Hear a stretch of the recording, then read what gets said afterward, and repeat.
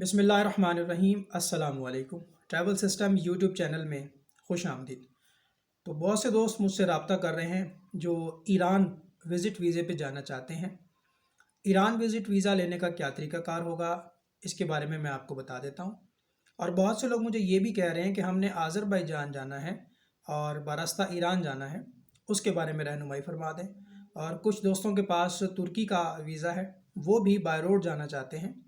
देखिए, अगर आपने आज़रबाईजान जाना है तो आप बाय रोड ईरान यानी बरास्ता ईरान जा सकते हैं। लेकिन आजकल जो बॉर्डर है ईरान और आज़रबाईजान का, ये बॉर्डर क्लोज है। दो बॉर्डर हैं ईरान में, दो बॉर्डर हैं। एक का नाम है आस्तरा बॉर्डर, एक का नाम है नेक्चीवान बॉर्डर। ये दोनों बॉर्डर आज़रबाईजान के लिए क्लोज हैं। इसी तरह से जो लोग तुर्की जाना चाहते हैं तो वो बरास्ता ईरान जा सकते हैं और नेक्चीवान बॉर्डर के थ्रू ये सारा प्रोसीजर होता है। तो वो कभी ओपन करते हैं, कभी बंद कर देते हैं। तो मैं आपको रिकमेंड करूँगा कि अगर आपने आज़रबाईजान जाना है या आपने तुर्की जाना है तो आप बाय रोड ना जाएं, क्योंकि इसमें रिस्क है, हो सकता है कि आप वहाँ पे पहुँचें और बॉर्डर आगे से बंद हो। तो आज़रबाईजान आप बाय एयर जाएं। पाकिस्तान से एयर अरेबिया ऑपरेट करती है, फ्लाई दुबई ऑपरेट करती है और पीआईए ऑपरेट करती है। एयर अरेबिया वाया शारजा जाएगी, फ्लाई दुबई वाया दुबई जाएगी और पीआईए डायरेक्ट जाएगी। इसी तरह अगर आपने तुर्की जाना है तो तुर्की के लिए भी बहुत से ऑप्शंस मौजूद हैं आपके पास। जो लोग ईरान का ज़ियारती वीज़ा लेना चाहते हैं, विज़िट वीज़ा लेना चाहते हैं या ट्रांज़िट वीज़ा लेना चाहते हैं, उसका प्रोसीजर ये होता है कि सबसे पहले आपने ईरान इमिग्रेशन की वेबसाइट पे जाके, जो ईरान वीज़े की वेबसाइट है, वहाँ जाके आपने एक एप्लीकेशन फॉर्म फिलअप करना होता है। उस एप्लीकेशन को डाउनलोड करके आपने खुद जाना होता है कॉन्सुलेट में या एम्बेसी में। अब आप मेरा व्हाट्सएप का नंबर नोट कर लें। सुबह 11 बजे से लेकर शाम 5 बजे तक आप व्हाट्सएप के ज़रिए मुझसे रब्ता कर सकते हैं। व्हाट्सएप पे अपना मैसेज ड्रॉप कर दें। जब आपकी बारी आएगी तो मैं आपके साथ कम्युनिकेशन करूँगा। हम आपके लिए ये कर सकते हैं कि हम आपको ईरान वीज़े का जो फॉर्म होता है, जो एप्लीकेशन होती है, वो हम आपको फिल करके दे देंगे। उसके चार्जेस हैं, थोड़े से उसके नॉमिनल से चार्जेस हैं। वो एप्लीकेशन आपने लेकर जानी है। अपना ओरिजिनल पासपोर्ट उसके साथ रखना है, 4 तस्वीरें, शनाख्ती कार्ड, पोलियो वैक्सीन कार्ड और कोविड वैक्सीन सर्टिफिकेट, ये तमाम चीज़ें लेकर आपने जाना है कॉन्सुलेट में। तो मेरा व्हाट्सएप नंबर है 030540511144, 030540511144। दोबारा से मेरी गुजारिश सुन लें। अगर आप सिंध में रहते हैं तो आपने कहाँ जाना है? कराची कॉन्सुलेट में जाना है। अगर आपका पासपोर्ट सिंध का है तो कराची कॉन्सुलेट। अगर आप बलूचिस्तान, आपका पासपोर्ट बलूचिस्तान का है तो कोयटा में जाएंगे आप, कोयटा में ईरान का कॉन्सुलेट है। अगर आपका पासपोर्ट पंजाब का है तो आपने जाना है लाहौर में। अगर आपका पासपोर्ट इस्लामाबाद का है तो आपने इस्लामाबाद की एम्बेसी में जाना है।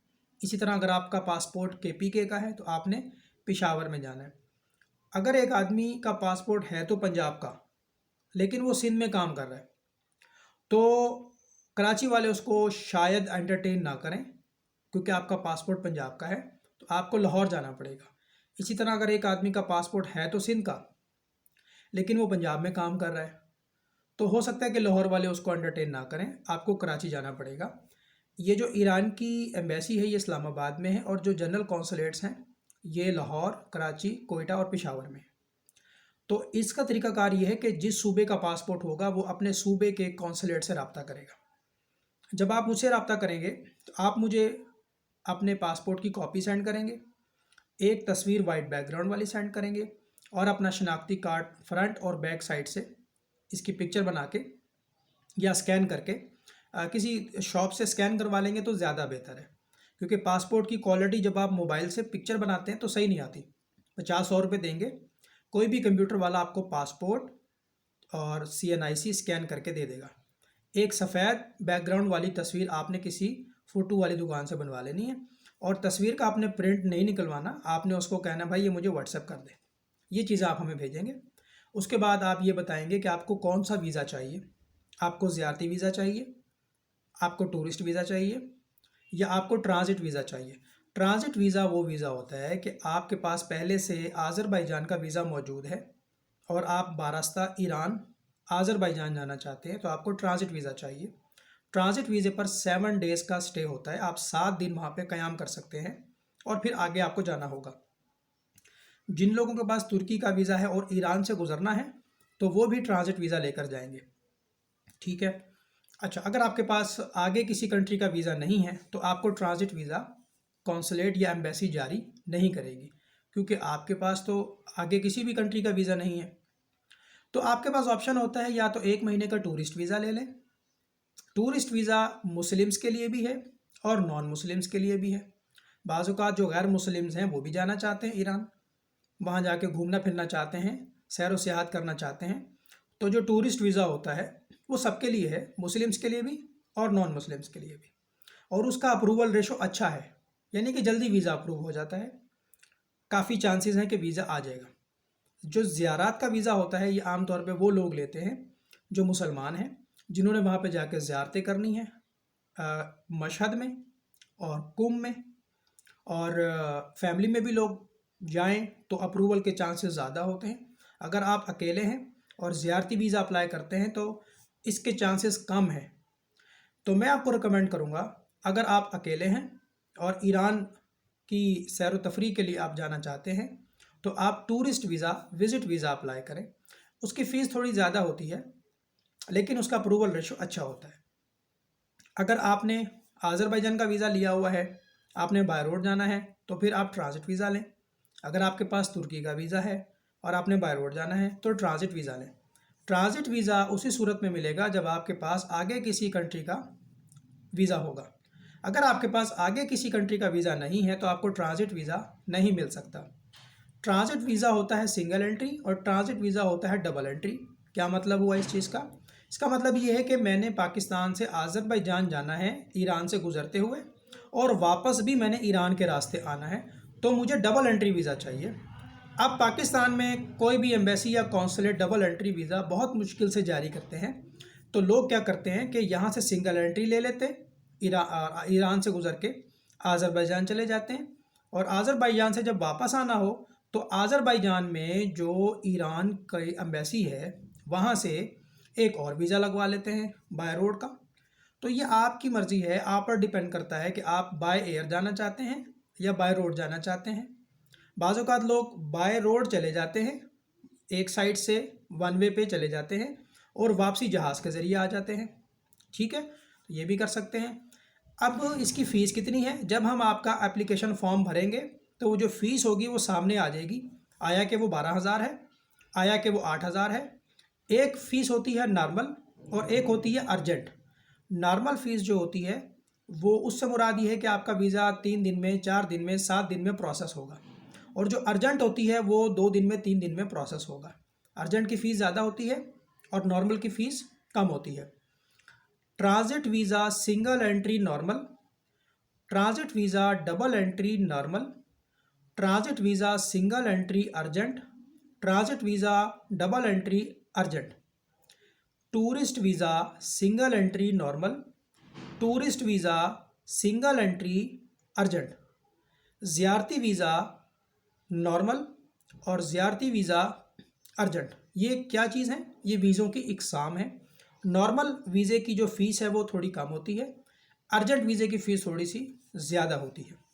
अच्छा, बहुत से लोग वहाँ पे जाके बिज़नेस करना चाहते हैं, बिज़नेस वीज़े पे जाना चाहते हैं। उसके लिए आपको वहाँ से कोई स्पॉन्सर, कोई कंपनी, कोई बिज़नेसमैन आपको इनविटेशन लेटर भेजेगा। उस इनविटेशन लेटर की बुनियाद पे आपको एम्बेसी में हाज़िर होना होगा।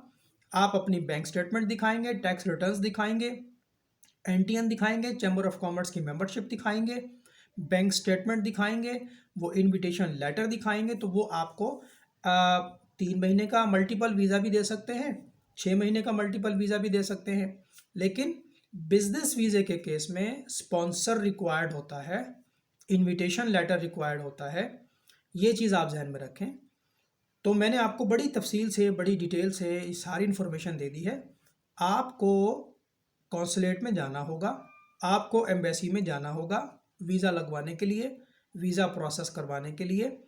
हम आपको जो सर्विसेज दे सकते हैं वो ये है कि हम आपके लिए फॉर्म फिल कर देंगे, एप्लीकेशन को फिल कर देंगे, उसके बहुत ही नॉमिनल से सर्विस चार्जेस हैं, उसका प्रिंट लेकर आपने उसका प्रिंट डाउनलोड करना है, उसका प्रिंट निकालना है, ओरिजिनल पासपोर्ट जिसकी मुद्दत 6 महीने से ज़्यादा वैलिड हो, 4 तस्वीरें वाइट बैकग्राउंड वाली, आपका शनाख्ती कार्ड और पोलियो वैक्सीन कार्ड और कोविड वैक्सीन सर्टिफिकेट, ये नॉर्मल है जो आपने लेके जाने हैं। याद रखें कि अगर कौंसलेट और एम्बेसी आपको वीज़ा नहीं देंगे तो वो आपसे पैसे भी नहीं लेंगे। अगर वो आपको वीज़ा देंगे तभी वो आपसे पैसे चार्ज करेंगे वीज़े की फ़ीस के। ऐसा नहीं होता कि वो आपसे पैसे भी ले लेंगे और आपको वीज़ा भी नहीं देंगे, ऐसा नहीं होगा। अब एक इम्पॉर्टेंट चीज़ ये है कि जो सर्विस चार्जेस आप हमें पे करेंगे, जो भी नॉमिनल सर्विस चार्जेस हैं, देखें हो सकता है कि कोई ट्रैवल एजेंट 3,000 ले रहा हो एप्लीकेशन को फ़ाइल करने का, कोई 2500 ले रहा हो, कोई 2,000 ले रहा हो। जो हमारे जो सर्विस चार्जेस हैं एप्लीकेशन फॉर्म फिलअप करने के, वो 1500 हैं, 1500 रुपये। अगर आप कंप्यूटर चलाना जानते हैं तो आपको हमारी ज़रूरत नहीं है, आपको किसी भी ट्रैवल एजेंट की ज़रूरत नहीं है, आप अपना फॉर्म ऑनलाइन ख़ुद फिलअप कर सकते हैं। ठीक है जी। और वीज़ा जब आपका आ जाता है तो फिर आपके पास टाइम होता है, उसमें आपने ट्रैवल करना होता है। तो जब आप अपना डाटा हमें बताएंगे, आप बताएंगे कि आप शादीशुदा हैं या गैर शादीशुदा हैं, आपने कब जाना है ईरान और कब वहाँ से वापस आना है, ट्रैवल प्लान क्या है आपका, ट्रैवल डेट्स क्या है आपकी, इसके अलावा जो है आपकी क्वालिफ़िकेशन कितनी है, आप क्या काम करते हैं, आप बिजनेसमैन हैं, आप स्टूडेंट हैं, आप जॉब करते हैं, ये कुछ इन्फॉर्मेशन आप हमें बताएंगे तो फिर हम आपकी एप्लीकेशन जो है वो प्रोसेस कर देंगे और उसका जो प्रिंट होगा वो आपको दे देंगे। आखिर में एक बात मैं आपको बताता चलूँ कि वीज़ा हमने आपको नहीं देना, वीज़ा एम्बेसी ने या कौंसलेट ने ही आपको देना है। हमने सिर्फ यहाँ से उसको प्रोसेस करना है और आपको एप्लीकेशन देनी है। उम्मीद करता हूँ सारी बात आपको समझ में आ गई होगी। अपना बहुत ज़्यादा ख्याल रखें। ज़िंदगी रही, फिर मुलाकात होगी आपसे। अपना ख्याल रखिएगा। अल्लाह हाफिज़।